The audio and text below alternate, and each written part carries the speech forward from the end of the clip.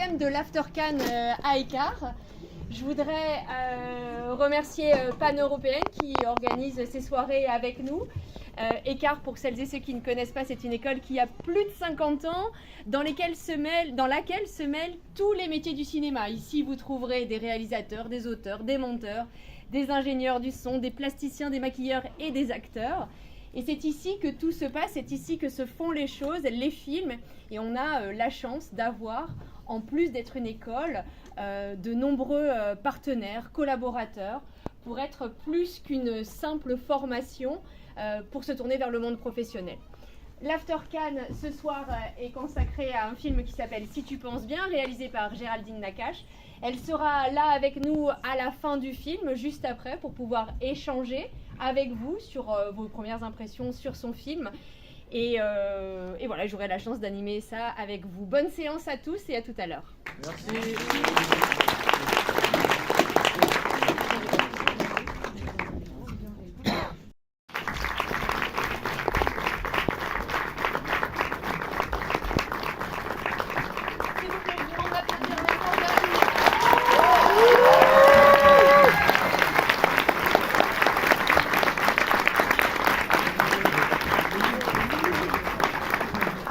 Merci beaucoup d'être avec nous, Géraldine. Ici, vous êtes dans une école de cinéma. Ouais. C'est pour ça que devant vous, vous avez à la fois des étudiants, mais à la fois aussi beaucoup de professionnels qui sont nos partenaires au quotidien. Et on est vraiment très très content de vous accueillir ce soir. On va laisser beaucoup la parole au public, si vous voulez bien. Avec plaisir, il marche pas. S'il fonctionne. Il marche pas, il marche. Mais on m'entend en même temps, on n'a pas vraiment besoin d'un micro. On a besoin d'un micro. Wow. Ça devient sérieux d'un coup. Ça devient sérieux d'un coup. Je vous propose, public, de lever la main dès que vous avez une question. J'aurai l'œil attentif pour vous donner la parole avec grand plaisir. Géraldine, je vais lancer la première question. Ça va te permettre de... Juste après, madame. Très bien. Comment est né ce projet? On va commencer par le commencement. Comment il est né? Il est parti d'où? Et comment vous avez construit cette histoire? Il est... Non, toujours pas. Pas grave, hein. J'ai une jolie voix sans le micro aussi. Non, mais c'est pas grave. On m'entend là, non? Oui. Il est né... c'est pas grave, c'est pas grave. Il est né il y a plusieurs années. Il est né il y a 5 ans. J'ai commencé à travailler il y a 5 ans dessus. Voilà. Chouette photo. Et voilà, j'ai mis un peu de temps, parce que d'abord, je mets du temps à écrire des films, ça y est, je dois reconnaître qu'au 4e film, je comprends que j'ai besoin d'un temps un peu incompressible. Et puis parce que j'ai été à la rencontre de personnes qui avaient sensiblement vécu, j'ai compris pendant toute la même chose. Et je me suis aussi moi-même retrouvée un peu de l'autre côté, du côté des témoins, etc. Et j'avais envie... de raconter et de montrer ce qui est invisible. Je trouve que c'est cinégénique d'aller chercher à rendre visible ce qui est invisible. Et si, en plus, ça pouvait par ailleurs pouvoir faire un écho chez certaines personnes, voire aider, alors là, je me disais que je remplissais plus ou moins la mission que je m'étais créée dans ma petite tête de fille de 19 ans à l'époque, où je pensais que le cinéma... on avait une de mission, en tout cas c'était d'élever quoi. Et voilà comment c'est né. Et après il a fallu travailler beaucoup et j'ai rencontré au bout de 2 ans d'écriture un co-scénariste qui s'appelle David Lambert et avec qui on a partagé cette histoire, avec qui on a continué de chercher. Et vous savez, c'est un peu comme, moi je suis un peu comme, j'ai l'impression que quand on écrit des films, on est un peu maçon quoi. On met des couches sur des couches sur des couches sur des couches, on fait, on défait, mauvais maçon quoi, en tout cas ceux qui... parce que j'ai beaucoup cassé, refait, et voilà, c'est pour ça que ça prend un peu de temps quoi, donc ça prend un peu de temps. Est-ce que vous avez écrit avec des personnages en tête, déjà, enfin des acteurs et des actrices en tête, ou bien vous êtes allé ensuite, après l'écriture, chercher au casting, chercher Il s'avère que ce film-là, il est plutôt assez différent de mes 3 précédents films, pour la simple et bonne raison que d'abord je jouais dans mes précédents films. Je jouais avec une personne qui était comme l'extension de moi-même, qui s'appelle Leila Bekti. Et c'est vrai que j'écrivais pour Leila et moi jusqu'à présent. Voilà, et puis ces films-là avaient une couleur différente qui n'était pas forcément... Enfin si, c'était de la comédie, mais en tout cas parfois de la comédie sociale ou ce qu'on a appelé aussi doux amer, comme ça. Et puis là, quand je me suis penchée sur cette question, aussi pour me départir de ça et peut-être mettre peut-être une distance aussi et aller à la rencontre de ces gens pendant l'écriture. Tout de suite, j'ai su que je ne jouerais pas dedans, donc Leïla a été punie aussi, puisque si je suis pas là, elle n'est pas là. Et non, j'ai pas pensé à des acteurs. Aussi parce que je voulais pas justement, je voulais pas poser un visage parce que je rencontrais beaucoup de visages à ce moment-là, donc je voulais pas poser un visage. En revanche, après, quand il a fallu aller chercher des acteurs, c'est vrai que Monia s'est imposée assez rapidement.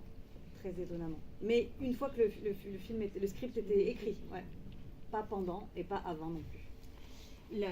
C'est un film pour les femmes, de femmes, et pour les femmes, comment vous avez dirigé vos acteurs sur le plateau? Comment vous avez géré cette relation et ce que peut l'interprétation de Monia Chokri dans ce film?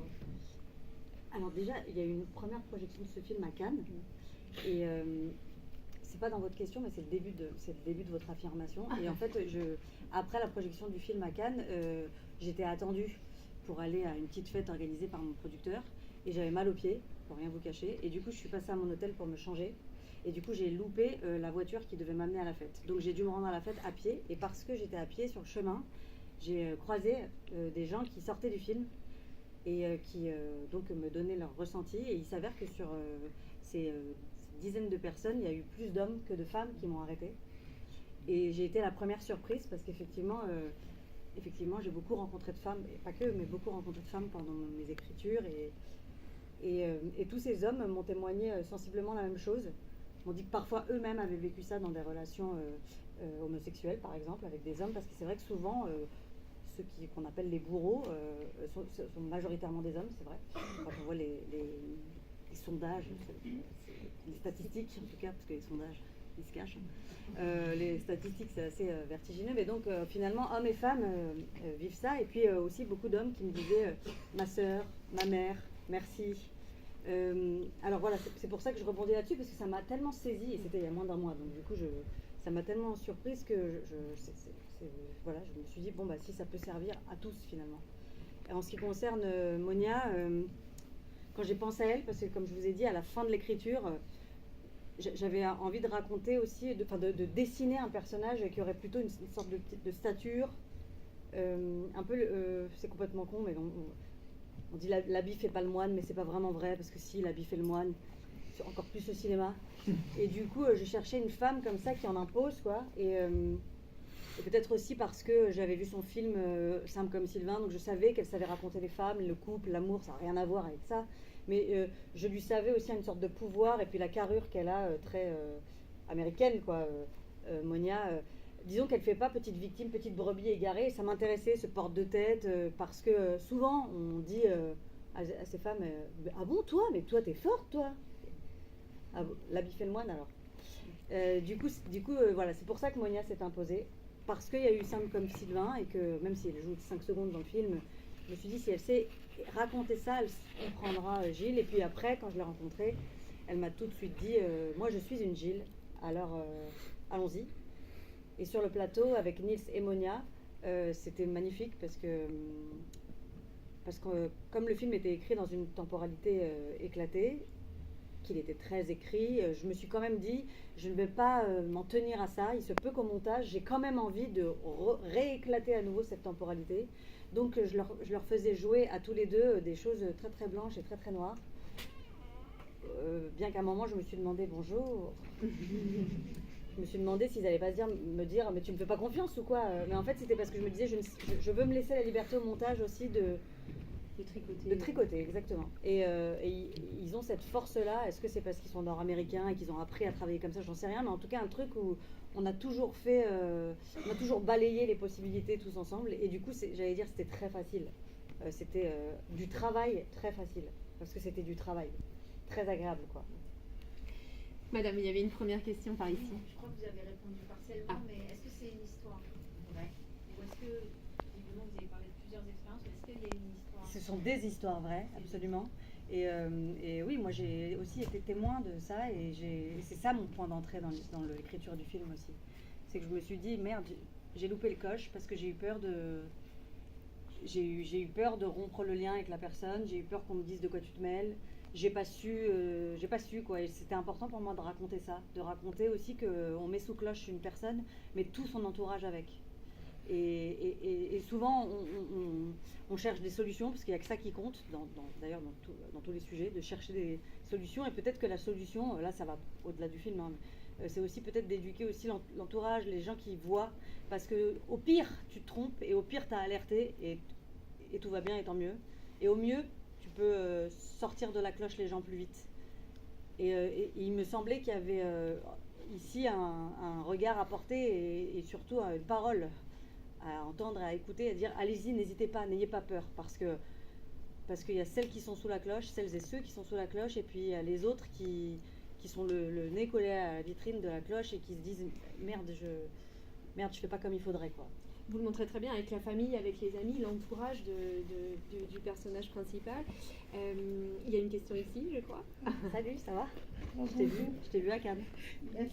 Ouais, je suis physionomiste. J'avais- Faites gaffe à ce que vous me dites, vous m'en souviendrez dans 10 ans. Non, honestly, j'avais pas vu le film, honestly, parce que c'était Woman in Motion.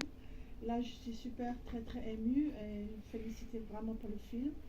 I'm a big fan of yours, mais ce film m'a vraiment bouleversée parce que je trouve que c'est très bien fait, très crescendo dans la violence, comment ça monte. Et le cast est fantastique. Merci. Et je trouve que ça monte crescendo. Et à some point, on se dit, on a envie de plonger dans l'écran, de la aider, mais elle fait son cheminement toute seule, comme il y avait la famille, etc. Mais elle fait elle-même avec son chagrin. My question is, il y a la religion qui est très présente, mais by the way, I think que le film il est bien aussi pour les hommes que pour les femmes, pour voir aussi l'effet miroir de ce qu'on peut faire à l'autre. Mais la question c'est plus par rapport à la religion, parce qu'il y a dans le editing, vous mettez plein de petits symboliques que je trouve c'est très intéressant par rapport à leur histoire d'amour et même d'enfants, etc. Alors que dans le film, the father, le mari, lui, il est vraiment dans le protocole de la religion et des rituels, etc. Mais on ne le voit jamais dans l'expression de la foi. Et pourquoi ce choix-là? Et pourquoi ce choix? Wow, j'adore. On va finir là-dessus, par contre. Je plaisante. Non, en fait, j'ai cherché aussi pendant l'écriture un cadre qui était celui de la croyance, parce que je trouve que dans le couple, il y a quelque chose de l'ordre justement de s'élever l'un l'autre, de croire l'un en l'autre, et d'établir voilà, quand on se tire vers le haut, voilà, de se dire qu'on peut se rendre meilleur, c'est a priori l'objectif. Mais il y a aussi parfois les dérives de ça, tu as pris la place de Dieu dans ma vie, quoi. Tu peux tout me dire, cette histoire finalement de balance, quoi. Et je me disais, c'est intéressant comme cadre, et c'est un cadre que je connais très bien, qui est celui de la religion. Il s'avère que c'est celui de la religion juive, mais en vrai, ça aurait pu être un peu n'importe quelle religion, puisqu'il ne s'agit pas du sujet du film. Il s'agit de croire, comment on croit et comment on pense. Et effectivement, et ça on le sait, et encore plus ces dernières années, etc., il y a ce qui est écrit, ce qu'on en dit, et puis il y a les dogmes, il y a comment on met en place les idées, comment on les impose ou pas. Ça m'intéressait en tout cas de raconter l'intime de la croyance. Et pour moi, l'intime de la croyance, il est à cet endroit du mikvé, de ce bain rituel, qui est un bain où on est face à nous-mêmes et qui est censé nous élever justement, puisque on dit que sous cette eau pure, on peut tout demander et que tout va arriver. Donc c'est un bain qui place la femme à un endroit vraiment, elle est en maximum miles, quoi. Elle est au top du top. Et pour autant, quand on ne le fait pas pour les bonnes raisons, quand on le fait sous une forme de pression, eh bien on reste la tête sous l'eau, justement, on n'en sort pas. Donc ça m'intéressait aussi de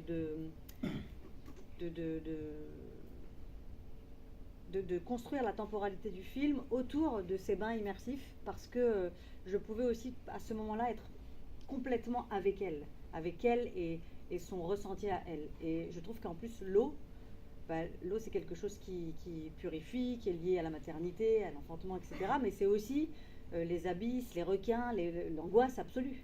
Donc je me disais, on est pile à l'endroit aussi du film. Et ça m'a semblé très cohérent avec le film, même si l'idée c'était que ça reste une toile de fond. J'ai bien répondu parce que la question était... Non, Oui, je vous en prie. Déjà, merci beaucoup pour votre film, il était vraiment incroyable, je suis hyper touché. Merci. Merci. Et je voulais savoir au niveau de la direction d'acteur et de l'écriture, tous les acteurs étaient vraiment extraordinaires. Ah, merci. Est-ce que vous avez réécrit le scénario avec eux ensuite? Ou est-ce qu'il y avait de l'impro sur le plateau? Comment ça s'est passé? Alors, déjà, de manière générale, l'impro sur le plateau, moi j'y compte plus trop pour plusieurs raisons. On n'a plus trop d'argent pour faire des films, et parce que le temps c'est de l'argent et qu'on a de moins en moins de temps pour en faire. Du coup, l'impro, oublie, parce que ça y est, il va faire nuit, donc faut que tu rentres ta séquence. Par ailleurs, il y a aussi un autre sujet de l'impro, c'est que souvent ça détend les équipes, on est là, on rigole, et en fait, tu arrives à ta table de montage et tu dis, oh là là, mais t'es bourré ou quoi? C'est pas du tout drôle, c'est pas du tout cool. Ou alors, j'ai pas mon contre-champ parce que ça je l'ai fait, détente, enfin tu vois, il y a toujours un sujet autour de l'impro qui finalement, parfois, quand on n'a pas le temps en tout cas, parfois c'est pas rentable si j'ose dire, tu vois. Donc je m'enflamme pas avec ça, et aussi parce que moi, comme je suis actrice aussi chez les autres, parfois je me suis vue faire des trucs géniaux, puis d'un coup je vois le film et je dis mais pourquoi c'est pas dedans? On m'a dit mais c'est pourri en fait. Je veux dire, c'est que sur le moment il y a un truc, voilà. Ensuite, après, en revanche, ce que j'ai beaucoup fait chez les autres, je pense à Jonathan Cohen dans un registre tout à fait différent, mais dans La Flamme et Le Flambeau, etc., c'est que, et ce que je fais chez moi aussi, quel que soit le registre, d'ailleurs comédie ou drame, c'est que parfois tu laisses tourner un peu, c'est-à-dire tu coupes pas à l'endroit où tu devrais couper, et là évidemment ça devient de l'impro, et là il peut se passer des choses intéressantes parce que tu les cherches. Là moi j'ai eu un luxe fou que j'ai réclamé à mes deux acteurs et qui l'ont accepté et qui ont le temps de le faire, et ça c'était magnifique, c'est que j'ai fait une semaine de lecture avec eux, on s'est enfermés dans un bureau. Nils et Monia, j'ai même réussi à faire venir Daniel Cohen, le rabbin, Oussama Kedam, même Sébastien Poudrou qui joue Benoît, l'ex. J'ai essayé de faire venir un maximum de gens, Clémentine, etc. Et on s'est assis à une table et on a lu. Et effectivement, il y a des choses qui pointent, et on s'est dit, bah ça, et du coup j'ai refait une version après pour le scénario qui a elle-même encore un peu bougé. Mais on a verrouillé un cadre qui leur permettait justement d'être libre à l'intérieur, d'être libre de faire et de bouger. C'était pas tellement de dire, une fois que tu as verrouillé ce que tu dis. En plus, moi j'écris un peu avec une oreille d'actrice, donc j'écris un peu comme j'ai l'impression qu'il faut entendre les gens. Et puis surtout, j'ai appris un truc très tôt, c'est que quand un acteur te dit, quand un acteur n'arrive pas à jouer ta ligne, c'est pas parce qu'il est pourrave, c'est parce que toi t'as mal écrit en fait. C'est parce que ça rentre pas, ou il faut le faire rentrer au forceps, il y a quelque chose qui grince, tu vois. Et donc du coup là, dans les lectures, ça me permettait de me dire, waouh, là je me suis trompée, c'est vraiment pas dans le bon ordre cette réplique, ou alors il faut la dégager, cette réplique, justement, se permettre d'être silencieux. En plus, moi je fais des films qui sont très bavards, j'ai du mal à la fermer, déjà dans la vie. Non, et du coup, faut faire attention, ça peut être une balle dans le pied, donc je suis vigilante avec l'impro parce que j'ai vite fait de me...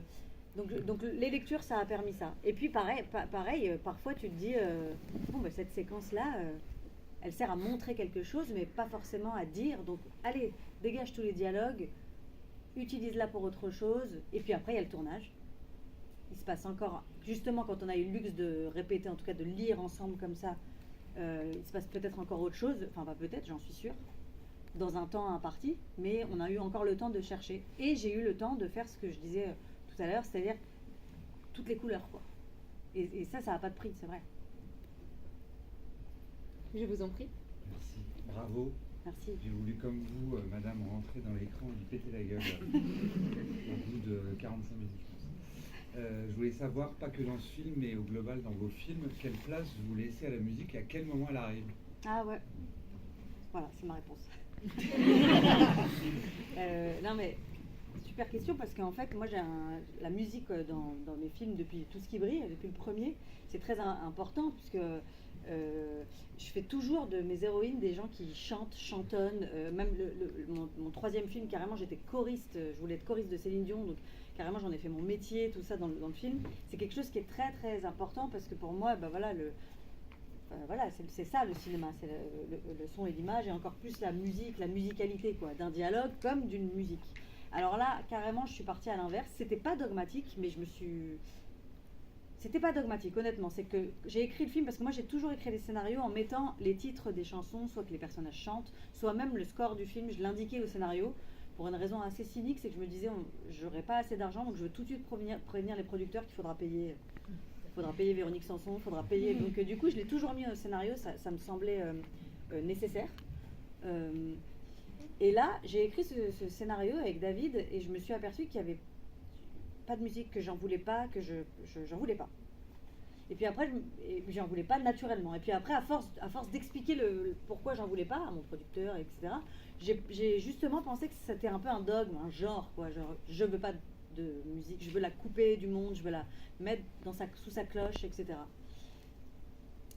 Et pas du tout. C'est que je m'apercevais que ce qui me guidait, moi, dans l'écriture, c'était plutôt la musique de l'eau, justement, de comment ces violences, aussi sourdes qu'elles soient, elles nous rendent, nous, sourds aussi, nous tous. Alors, parce que j'aime aussi la musique et le son, etc., je me suis dit, ok, c'est quoi la confrontation de la musique, quelque chose qui sonnerait chez eux. Et c'est pour ça que dans ce film-là, il n'y a que 3 musiques, qui sont 3 musiques intra-digétiques, c'est-à-dire qui participent au personnage, quoi. C'est eux qui décident d'écouter cette musique-là. Et là, tout d'un coup, je me suis dit, ok, je suis sortie de cette idée très... J'étais vraiment très obtus là-dessus en me disant, non, il n'y a pas de zik, il n'y a pas de zik, il n'y a pas de zik. Et puis là, tout d'un coup, je me suis dit, fais voir. Et c'est devenu complètement... Ça a répondu à mes idées un peu obtus du début, mais en tout cas, ça y a répondu. C'est-à-dire la radio, avec... la radio, quand il se dirige au Migvé, Chantal Goya, évidemment. Pandi Panda n'était pas là au début. Pandi Panda, c'est pas vrai parce que je l'ai écrit assez vite la séquence de Pandi Panda. En plus, j'ai écrit les paroles Petit ourson de Chine, né en l'Himalaya et tout. C'est au scénario. Donc elle est venue assez vite. En fait, cette séquence n'était pas là au début. Donc quand la séquence est arrivée, en revanche, elle est arrivée avec Pandi Panda. Et puis le générique, etc. Ça reste quand même une musique qu'elle écoute au casque, voilà. Et après, le choix de la musique, pour le coup, il était très dirigé, quoi. Ça m'intéressait aussi à cet endroit de raconter, parce que ça a été un peu de Pretenders à Chantal Goya, un peu les femmes de ma vie, quoi, en musique. Donc c'est des reines, quoi. Nakamura, Goya, c'est des femmes qui nous ont raconté des trucs. Donc voilà, donc elles sont dans le film aussi. Je vous en prie. Bonjour. Non, bonjour. Bonsoir. Ouais, bon, écoute. Merci pour ce film, c'est un très beau film qui est aussi bien pour les femmes et aussi pour les hommes, je crois, en tout cas j'ai l'impression, qui m'a forcément touché. Je voulais savoir comment on travaille avec le producteur, c'est-à-dire au niveau du développement, de la production et de la post-production. Ça me fait plaisir aussi. Vous avez que des questions qui me font plaisir. Ça me fait plaisir parce que c'est un vrai sujet, le producteur d'un film.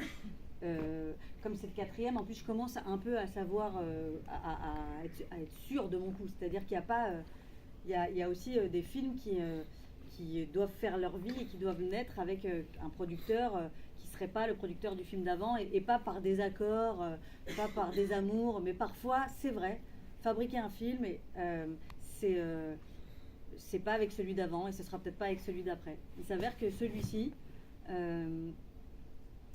ça a été un peu plus difficile pour moi à monter, c'est comme ça qu'on dit, je crois, parce que si vous avez vu ce que je faisais un peu avant, ou ce que j'ai fait même comme actrice, on m'a identifiée, et puis ça c'est un peu franco-français aussi, comme une actrice de comédie qui réalise des comédies. Et du coup c'est vrai que quand je me suis mis à écrire Si tu penses bien, et que j'ai commencé à en parler, même à mon producteur de mon film précédent, J'irai où tu iras, qui est en plus un ami et qui est formidable, que j'adore et qui m'adore, j'espère, toujours. Il m'a tout de suite dit, ah non, moi je me vois pas aller avec toi vers le drame, et enfin ça a été très, très détente, hein. Et puis après j'ai commencé aussi à recevoir un peu des petits signaux qui me racontaient ça. Ah attends, ah bon, tu vas, oulala, tu joues pas dedans, il n'y a pas Leïla? Ah bon, tu vas pas chanter? Ouais. J'ai dit oulala. Donc je me suis dit, aïe, comment je vais faire? J'ai pas insisté, j'aurais pu, et d'ailleurs c'est plutôt un conseil que je donne dans la vie de manière générale d'insister. Là j'ai pas insisté, je me suis juste souvenu d'un producteur que j'avais rencontré par un ami qui n'est autre que François Damiens, qui m'avait été présenté dans un cadre privé, pas comme producteur mais comme ami de François, et c'était Patrick Kiné, qui est donc le producteur de ce film, qui lui a coproduit notamment un film comme Alabama Monroe, qui était une référence pour moi, justement par rapport au sujet, à la manière de raconter les croyances, etc. Et puis qu'il y avait une façon de parler du cinéma qui me séduisait beaucoup. Et donc je l'ai appelé en lui disant est-ce que tu veux bien lire quelque chose? Et alors lui, pour le coup, comédie, pas comédie, il s'en fout, mais c'est aussi parce que c'est peut-être pas la même manière de fabriquer les films, c'est sûr que c'est pas la même manière de fabriquer les films en Belgique. Et du coup, tout de suite, il m'a dit go, on y va. Que j'ai fait La Flamme et le Flambeau, lui, il s'en foutait. Il a juste lu un film et il m'a dit j'ai envie de le voir. Donc il a été un collaborateur depuis 4 ans, parce que j'ai été le voir, j'ai travaillé seule pendant un moment, qui a été essentiel. C'est lui qui m'a présenté mon co-scénariste. Et c'est lui qui a cru au film comme personne, quoi. Je lui dois beaucoup, beaucoup. Et puis après, comme c'était un film quand même pour partie française, il a été chercher son coproducteur et allié qui distribue aussi le film, qui s'appelle Philippe Godot, la pan-européenne, vous les connaissez, qui sont venus sur le projet. Mais je dois reconnaître que sans la foi de Patrick, je ne pense pas que ce film serait né. Donc c'est très important parfois de se dire, tu vois, moi c'est vraiment ça, ouais, je regarde des films et je me dis, fais voir qui est-ce qui l'a produit, ce film-là, parce qu'il y a des gens, quand tu veux manger végétarien, tu vas pas dans le même resto enfin tu vois, tu vas pas, c'est normal, quoi. Donc du coup, je pense que ça c'est vraiment le move le plus précieux que j'ai fait sur ce film, c'est d'aller chercher Patrick en Belgique et d'aller faire, du coup j'ai fabriqué le film aussi en Belgique parce que j'avais très envie d'un chef opérateur qui a fait le film, qui s'appelle Sylvestre Van Orenberg. Et pareil, du coup, c'est Patrick qui m'a amené aussi à cette facture-là, à cette couleur dont j'avais envie, qui était une couleur belge, visiblement, avec 2 acteurs canadiens, une réalisatrice française. Bon, c'est un petit bordel, c'est pas mal. Oui. Justement, tu parles de ton chef-op, je veux bien que tu nous parles de la caméra portée. La caméra portée, ça t'a donné un cours là-dessus. T'as donné un cours là-dessus il y a pas longtemps, je pensais. Non, mais alors, en fait, tu le connais, Sylvestre? Pas du tout. Alors, c'est un jeune chef opérateur. Il a fait un film qui s'appelle La Nuit se traîne, qui était un film dans un genre tout à fait différent. Et je me suis dit, c'est marrant, c'est comme Leïla et moi, la caméra semblait être une extension de lui, quoi. Et c'est ça qui m'a plu quand j'ai vu le film, qui est encore une fois d'un genre très différent, qui est un film de genre, justement, qui se passe en 24 heures, etc. Et là, pour ce film-là, j'avais envie d'être sur le pouls de Gilles. Je me suis dit, comment on fait pour, encore une fois, ce truc de... C'est sourd, quoi. Comment on entend battre le cœur d'un personnage et sans tellement d'effets, quoi. Et bien, en fait, faut pas les lâcher, tes acteurs. Et je me suis dit, si je les lâche pas, si avec la caméra je les lâche pas, si j'arrive à être proche d'eux, mais comme on est proche de quelqu'un qu'on aime, quoi, on va y arriver. Et avec Sylvestre, quand on a commencé à travailler, parce que comme avec les acteurs, Sylvestre il m'a offert un truc qui n'a pas de prix aussi, c'est qu'il est venu, on a fait une grosse préparation lui et moi. Il est venu découper le film, je dis il est venu parce qu'il habite en Belgique, pardon, mais on s'est vu beaucoup pour découper le film, mais pour parler de la caméra, comment on allait montrer ce qui est derrière, quoi, ce qui est caché derrière. Ça a été c'était pas du tout théorique ou c'était pas du tout, c'était très pragmatique, quoi. On se montrait des photos, moi je sais pas dessiner. Donc, du coup, je lui montrais des photos, des captures, des styles de films, tu vois, et c'est venu naturellement. Pareil, sans se dire, il faut faire ça, quoi. On s'était dit aussi le bleu, de l'eau, tout ça, hop, tout ça on a balayé, par exemple. On s'est dit, non, tout d'un coup, là, ça devient trop du style, ça marche pas, c'est pas cohérent avec le film. Donc, en fait, on s'est tout dit, et puis c'est venu. Et puis, alors, pour te dire à quel point on a poussé le truc, c'est que le film, aujourd'hui, il est dans un format particulier. Et ce format, il est arrivé à l'étalonnage. Ce qui est quand même, en général, tu le décides, quoi. Tu vois, tu dis, je fais un western, je vais aller te filmer en scope. J'aurais pu aussi me dire, Monia, je vais tellement l'isoler que je vais aller chercher, étendre le cadre justement pour l'isoler encore plus. Pas du tout. On a tourné avec une réserve, c'est ça la joie du numérique aussi, c'est que du coup, on avait une réserve quand même. Mais sans se dire, on se laisse le choix d'eux. Mais on arrive à l'étalonnage avec mon chef opérateur et l'étalonneur. Et donc on travaille l'image, etc. Super. On fait ça en Belgique. Je rentre chez moi et puis je vois plein d'appels en absence de Sylvestre. Et donc je suis sur WhatsApp, qu'est-ce qu'il y a et tout? Non, appelle-moi. Je me dis, oulala, qu'est-ce qu'il y a? Il veut pas signer le film ou quoi? Et il me dit, écoute, ça va peut-être te paraître louche, mais ça fait 48 heures qu'avec l'étalonneur, on regarde le film dans un autre format. C'est rare. Je pense, ouais. Hyper rare. C'est rare, ouais, bah, Ouais. tu vois. Et du coup, je veux rien t'imposer, mais j'ai quand même envie que tu le vois comme ça. Mhm. Je me dis, oh merde, s'il m'emmerde, lui, aussi loin dans la... Et puis surtout, je voulais pas que ce soit un truc pareil, du genre, du style, tu Oui, vois. pas un truc- Comme pas pour une la musique, je voulais pas affective, qu'on dise, ah, elle a fait ça, je voulais pas que ce soit un truc de livre, quoi, tu vois. Oh, je me dis, oh là là. En parallèle, il avait appelé Patrick Kiné, mon producteur, en lui disant la même chose, en lui disant, vous parlez pas, commencez pas, faites votre truc. Et puis, il me dit, je t'envoie une version, regarde-le chez toi, tranquille. Et je regarde et je me dis, putain, ouais, pas mal. Mais pareil, je me dis, attends, peut-être que je m'enflamme parce que c'est les attraits de la nouveauté. Ça fait 4 ans, plus toute l'année de post-production où tu bouffes le même truc tout le temps, le montage, tout ça, le mixage. Donc peut-être que les attraits de la nouveauté. Et puis, je laisse passer 48 heures. Ah oui, parce qu'évidemment, en plus, il me dit, par contre, on n'a pas le temps, dans une semaine, il faut le livrer. Tu connais, c'est toujours, voilà. Si vous êtes en décalé, c'est la fin. Voilà, c'est ça. C'est pour hier, hein. Je lui dis, bah trop bien. Et puis je me laisse 48 heures.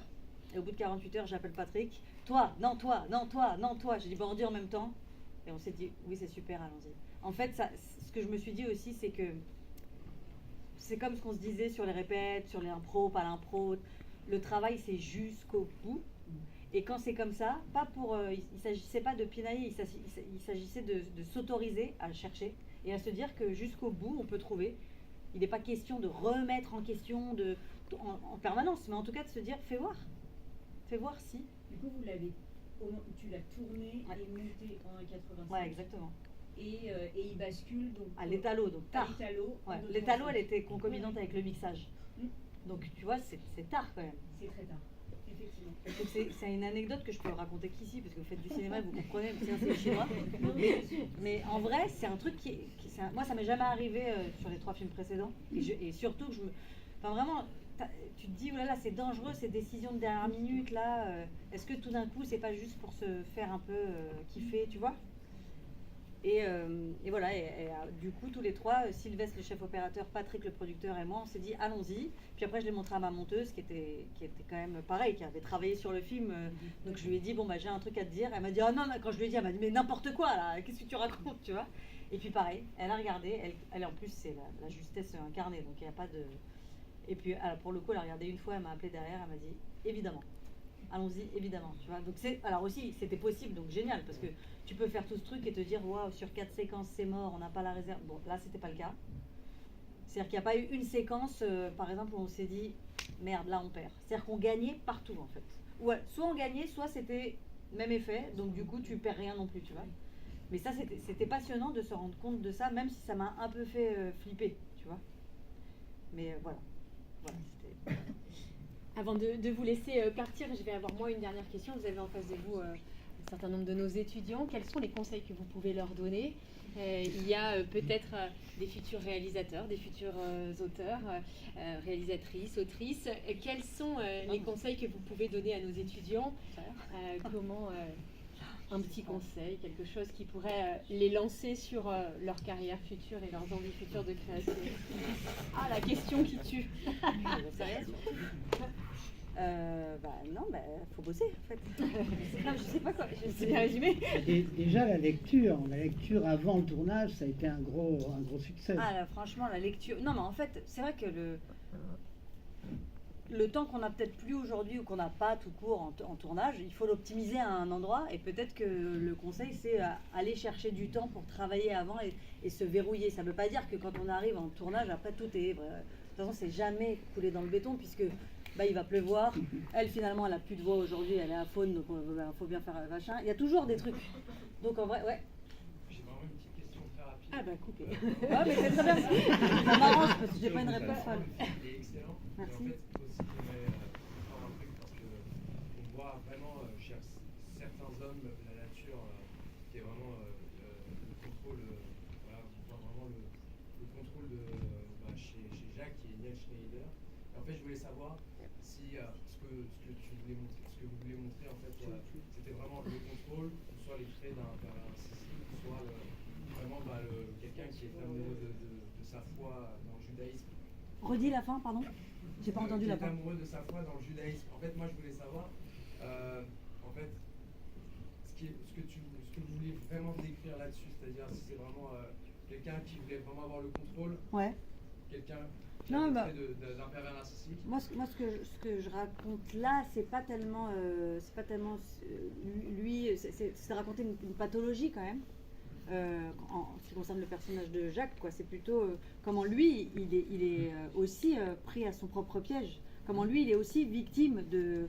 On parlait de dogme tout à l'heure, des siens et de cet enfermement-là, parce que c'est vrai qu'aujourd'hui, il y a des étiquettes comme ça, des mots emprise, pervers narcissique, je sais plus, enfin, on en a plein, et puis du coup, c'est autant des niches que c'est fourre-tout. Donc moi, ce que je voulais raconter, c'était que c'est parfois très ordinaire ou très quotidien, et qu'il s'agit peut-être pas forcément de ce truc-là, mais d'un autre truc, et que dans ce truc-là, il y a 10 000 branches de ce truc-là. Enfin, tu vois, donc c'est juste comment ça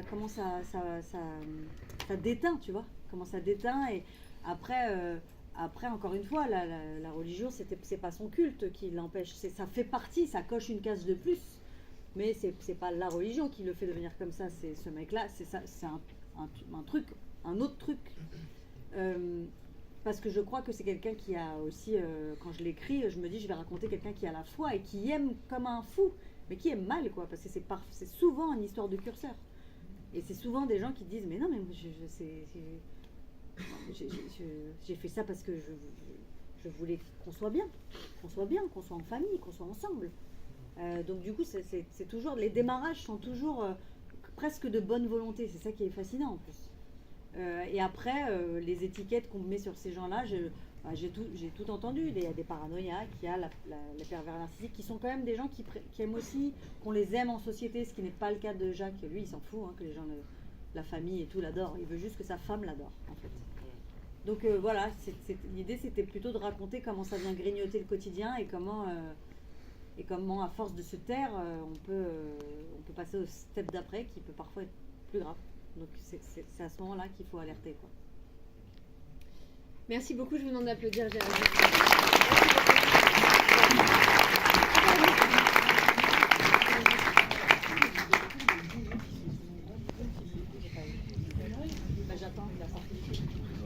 Le film sortira le 16 septembre justement, et demain 17h30 le troisième film de l'After Cannes avec Pan Européenne. Bonne soirée à tous, merci d'avoir été avec nous.